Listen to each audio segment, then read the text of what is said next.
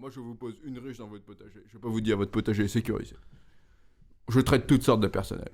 Et quand je dis toutes sortes de personnel, je veux bien dire toutes sortes de personnel. Micheline, que tout Paris connaît bien, pèse environ 3 tonnes. Vous rencontrerez peut-être plus jamais un cochon dans votre vie. Non. Nous avons des autruches qui mangent des briquets, des cigarettes et des trousseaux de clés. On cite le cas même de locomotives ayant été renversées par des rhinocéros. Je leur dis que les hommes de science sont beaucoup moins précis que nous. Les darwinistes, présenté par Valère de Kerle-Kennedy. Bonsoir mesdames, bonsoir messieurs, chers amis, bienvenue dans ce nouvel épisode de Dererum Natura, le rendez-vous des darwinistes et des amis de la zooéthique fondamentale et appliquée.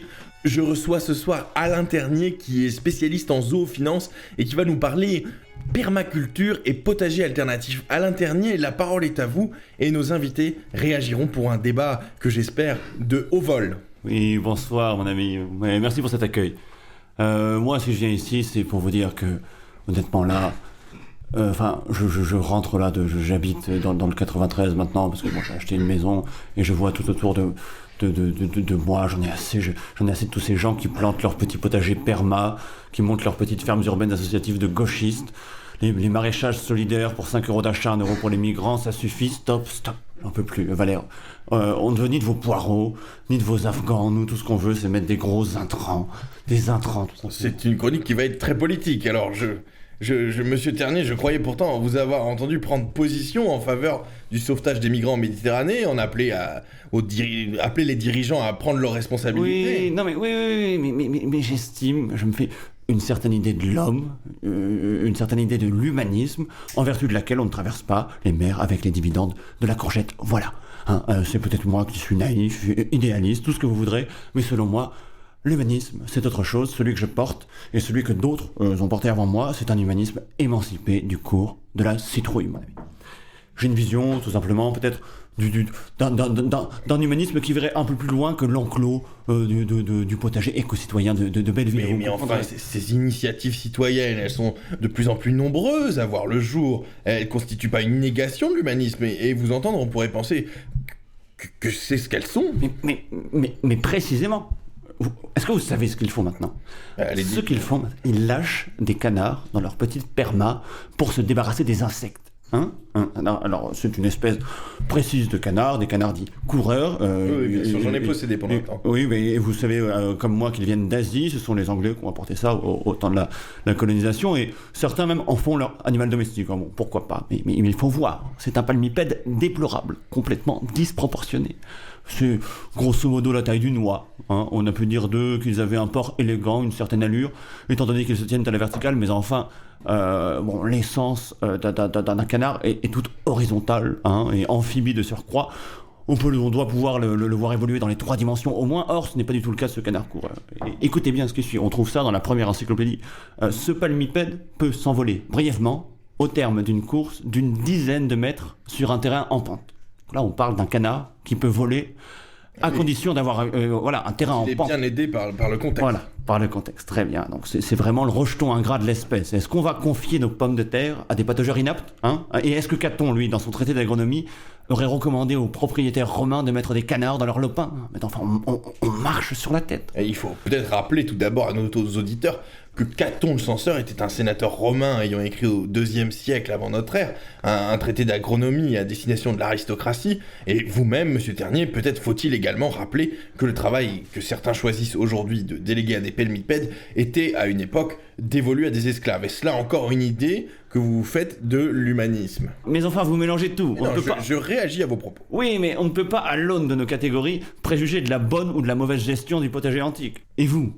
Quelle idée vous faites-vous de l'humanisme ? C'est l'homme devenu l'esclave du canard, peut-être ? Le palmipède roi ? Non, pas du tout. L'homme aidé par le canard, en biodynamie, j'ai envie de dire. Oui, mais si encore on s'en tenait au canard. Mais ça va plus loin, Les brebis envahissent nos vignobles pour essayer d'arracher 3 morceaux de chardon. On construit des hôtels à coccinelle. Oui, mais c'est pour lutter contre les pucerons. Tout à fait, pour lutter contre les pucerons. Un mercure-hôtel à coccinelle. Bientôt quoi ? Bientôt des musaraignes pour nettoyer nos cuisines ?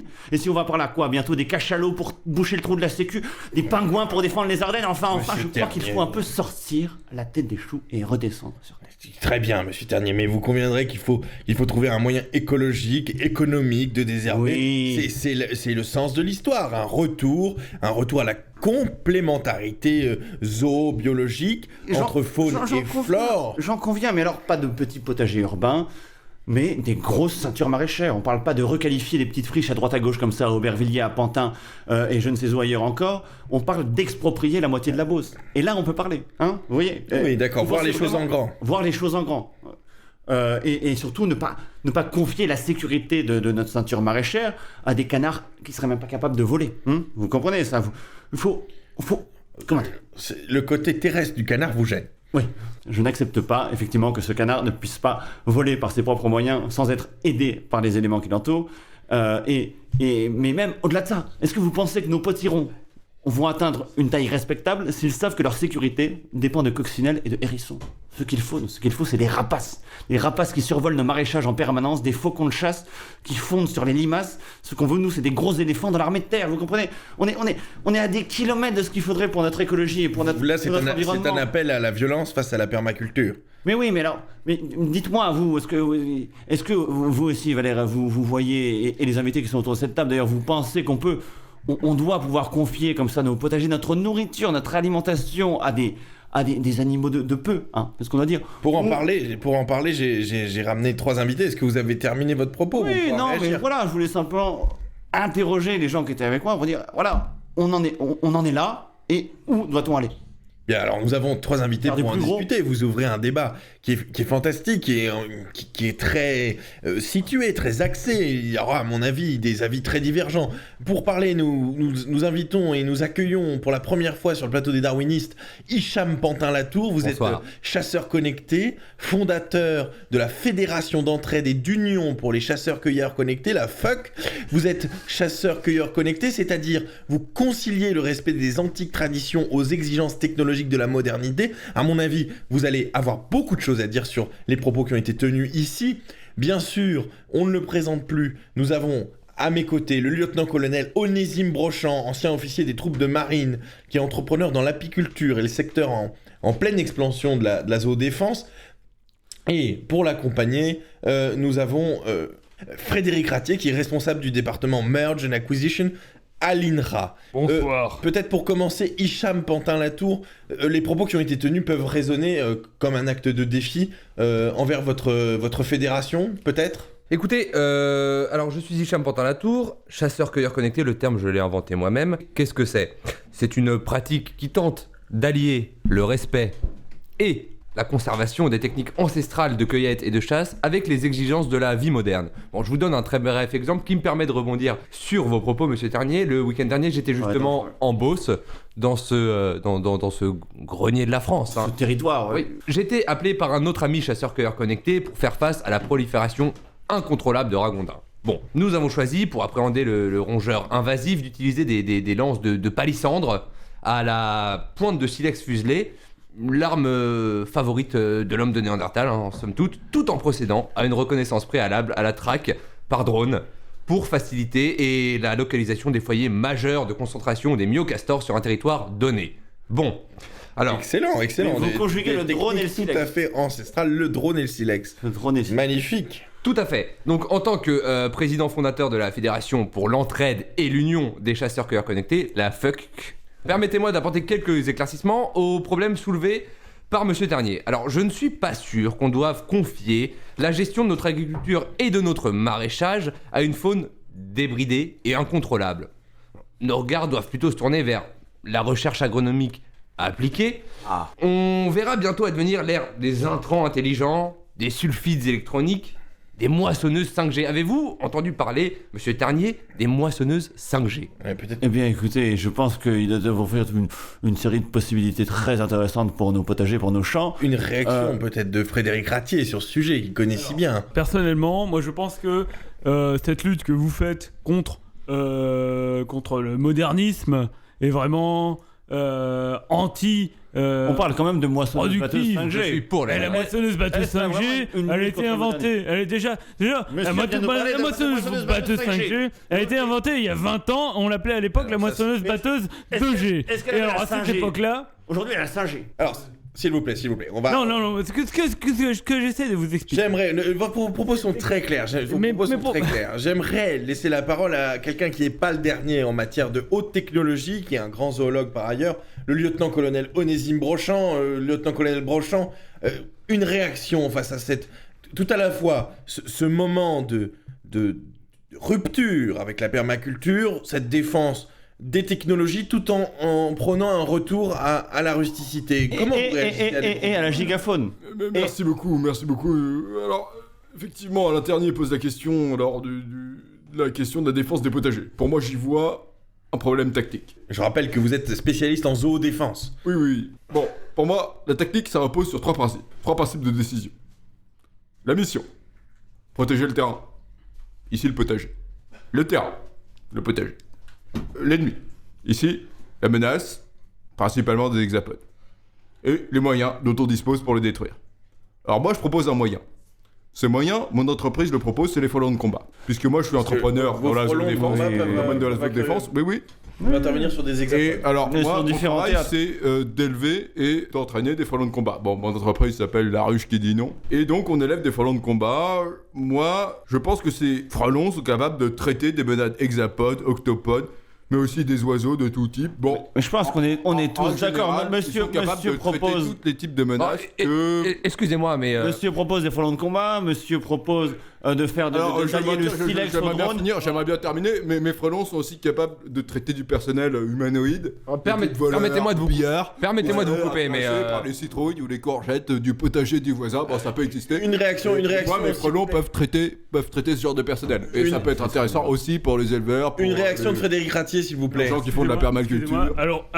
Alors, nous, à l'INRA, on cherche à utiliser le plus possible les ressources qu'on a pour produire le plus possible. Donc là, nous, dans les ressources... Ça semble incompatible finalement avec la permaculture, les potagers écoutez bien d'Aubervilliers et de Pantin. Là, le frelon, je pense que c'est la nourriture de l'avenir. Parce que ça, c'est quelque chose... Frédéric Ratier, vous proposez de dévorer des frelons, là où vous ne l'entendez pas. Le lieutenant-colonel... Monsieur Ratier, vous avez déjà mangé un frelon. Vous ne l'entendez pas assez dans cette émission. Vous avez déjà mangé un frelon, monsieur Ratier. Hicham Pantin-Latour. On laisse la parole à Hicham Pantin-Latour. Moi, personnellement, je n'en ai jamais mangé. Laissez-moi la parole. Monsieur Pantin-Latour, s'il vous plaît. On écoute monsieur Pantin-Latour. Bon, déjà, je crois qu'il y a 2 camps sur ce plateau. Il y a celui de monsieur Ratier et celui de ce pseudo-colonel. Et puis il y a monsieur Ternier et moi. Bon. Monsieur Ternier, vous conviendrez que de canard à connard, il n'y a qu'une voyelle. Hein. On est d'accord là-dessus. S'il vous plaît, restons scientifiques. Bon, restons scientifiques. Je vais rester scientifique, je vais rester historique. Ce qui se passe aujourd'hui, c'est qu'on a 2 individus qui nous vantent les mérites d'une colonisation des potagers par diverses espèces. Sait-on d'où vient prenons un exemple, la peste bubonique, celle du XIVe siècle qui a ravagé l'Europe. Bon, certainement pas de mes frelons de combat. Eh ben non, des rats, dont on a essayé d'en faire des moissonneurs. Oui. Et qu'est-ce qui s'est passé? Les frelons n'ont pas la peste. Si ces rats avaient été dévorés, il n'y aurait pas eu la peste. C'est pas le propos. L'idée, c'était de parler de permaculture et des nouvelles techniques de désinfection. Cette association... C'était le fait de vouloir toujours associer des animaux qui ridicules, la coccinelle, le canard coureur à... C'est pour ça, vous saturez votre potager avec des frelons, il n'y a pas de problème. Les insectes, c'est le beefsteak de demain. Donc on cultive la coccinelle, on s'en sert dans son temps de vie pour réussir à chasser, je sais pas quelle merde là, les pucerons, les machins, Mais une fois qu'elle est morte, eh ben il faut pas qu'elle serve à rien, ça va pas faire du compost. Une fois qu'elle est morte, qu'est-ce qu'on en fait? On en fait du steak de coccinelle. C'est cela le monde que vous nous proposez donc. Moi je vous propose un monde où on réussit à utiliser toutes les forces animales qui nous sont proposées, et comme ça on en fait des steaks et après on les vend à prix et ça marche. Monsieur Ratier, pour faire un steak, combien de frelons de combat pour faire un steak? Alors, et combien de potagers? Le but des frelons de combat n'est pas de faire un steak. Quoi qu'en dise monsieur Toussaint Lagarce ou tout ça, je sais pas quoi, genre. Bah moi je vous pose une ruche dans votre potager. Je vais pas vous dire votre potager est sécurisé. Je traite toutes sortes de personnel. Et quand je dis toutes sortes de personnel, je veux bien dire toutes sortes de personnel. Lieutenant-colonel Brochant, vous êtes le fondateur de La Ruche qui dit non. Une réaction peut-être de monsieur Ratier, Frédéric Ratier. Pour rappel, vous êtes responsable du département Merge and Acquisition à l'INRA. Exactement. Alors personnellement, lieutenant-colonel, moi je me permets personnellement, je pense au nom de tous les gens sur le plateau, d'assurer mon entier soutien à toutes nos forces militaires qui sont présentes sur le combat aujourd'hui, on les soutient. Tout à fait. Il n'y a aucun problème, les darwinistes sont solidaires de nos forces de combat. Et de police d'ailleurs. Oui. Ils font un travail sur le terrain qui est difficile, qui est compliqué. Que l'on admire et que l'on Sur admire. les théâtres extérieurs. Et puisque nous sommes les darwinistes et puisque nous sommes dans l'émission Dererum Natura, je tiens à adresser un salut particulier au préfet Vaner qui est devenu responsable de la sécurité à Paris, le préfet Vaner qui m'a bien souvent ouvert des portes pour mes expériences zoologiques et à la brigade de canine. Et qu'on connaît très bien, qu'on connaît très bien à l'INRA et qu'on fait un travail formidable avec ses chiens. Bien sûr. Je souhaite, et de mon côté, j'ai toujours défendu l'idée que le lieutenant-colonel pouvait devenir prestataire des forces de police avec ses frelons de combat, avec la ruche qui dit non. C'est un projet que j'ai soumis plusieurs fois. J'ai d'ailleurs invité Monsieur Vaner à une chasse à l'arc augmenté en Sologne. Hicham Pantin-Latour, vous êtes chasseur-cueilleur connecté, et donc vous pensez qu'on peut aujourd'hui conjuguer chasse à court et technologie de haut vol? Absolument. Alors comment? Puisque la chasse à court, comme on le sait, est une pratique extrêmement codifiée, traditionnaliste même. Oui, bien sûr. Moi, c'est la même viande qui est butée, donc. J'en suis encore au pragmatisme du côté de Monsieur Ratier. J'en suis encore au stade d'expérimentation pour la chasse à court, mais j'ai remplacé les fidèles destriers par des quads.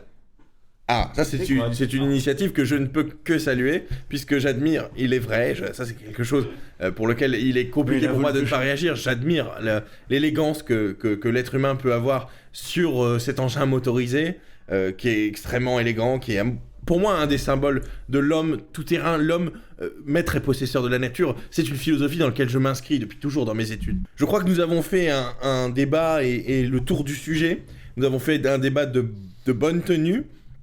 Et je pense qu'il est pour ce soir temps de nous dire au revoir. Je vous remercie, Hicham Pantin-Latour, Frédéric Ratier, Onésime Brochant et bien sûr notre invité de ce soir, Monsieur Alain Ternier, qui nous a fait part des contrariétés que la permaculture lui a portées. Mesdames et messieurs, vous écoutiez Dererum Natura, le rendez-vous des darwinistes et des amis de la zoéthique fondamentale et appliquée. À la technique, c'était Kevin de Souza et à la réalisation, Joachim Planchard.